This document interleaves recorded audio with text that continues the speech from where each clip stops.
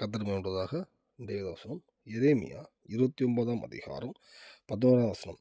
நீங்கள் எதிர்பார்த்திருக்கும் முடிவை உங்களுக்கு கொடுக்கும்படிக்கு நான் உங்கள் பேரில் நினைத்திருக்கிற நினைவுகளை அறிவேன் என்று கர்த்தர் சொல்கிறார்.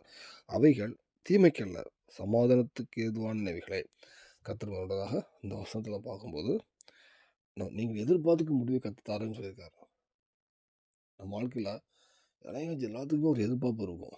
ஒரு உதாரணத்துக்கு ஒரு வீடாக இருந்தால் இப்படி ஒரு வீடு இருக்கணும், அப்படி இருக்கணும், ஏதோ ஒரு எதிர்பார்ப்பு இருக்கும். ஆனால் கர்த்தர் சித்தம்னு ஒப்படைச்சு முடிச்சிடும். கர்த்தர் எந்த வீடு இருந்தாலும் சந்தோஷம் போயிடும். ஆனால் நமக்குள்ளே ஒரு எதிர்பார்ப்பு இருக்கும். உதாரணத்துக்கு சொல்கிறேன், ஒரு வீடு இப்படி இருக்கணும், அப்படி கொண்டு உதாரணத்துக்கு இருக்கும்.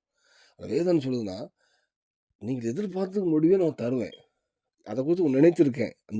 இந்த விஷயம் உங்களை குறித்து நான் என் மைண்ட்ஸில் சில நினைவு இருக்குது. அந்த நினைவுகள் தீமைக்கல்ல, சமாதானத்துக்கு ஏதுவானவைகள்.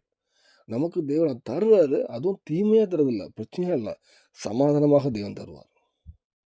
இந்த வேலையில் நமக்கும் எத்தனையோ வருஷங்கள் ஜெபிச்சுட்டு இருக்கலாம், கேட்டுட்டு இருக்கலாம். ஆனால் நம்ம காரியத்தையும் தேவன் நினைத்து கண்டிப்பாக நம்ம நினைச்சுக்கிற நினைவுகளும் தேவன் அறிவார், செய்வேன்னு சொல்கிறார். இந்த வேலையில் நம்ம அர்ப்பணிப்போம். சமாதானமான வாழ்க்கை தருவார். கர்த்தர் தருவது எல்லாமே சமாதானம் தான். தீமையோ பிரச்சனையோ ஒரு விஷயம் கர்த்தர் தரும்போது அது கூட வேதனையோ எதுவுமே இல்லாமல், கலவரம் இல்லாமல் ஒரு சமாதானமாக தருவார். இந்த வேலை நம்ம இருதயத்தை கர்த்தருக்கு போடுவோம். ஏதாவது பாவங்கள் நம்ம வாழ்க்கையில் பரிசுத்தாய் துக்கப்பட்ட பாவங்களோ நம்மளை நம்ம சீர்படுத்தி கர்த்தரோட கிரியை நம்மகிட்ட வரணும்னா அது ஒரு பரிசுத்தம் இருக்கணும்.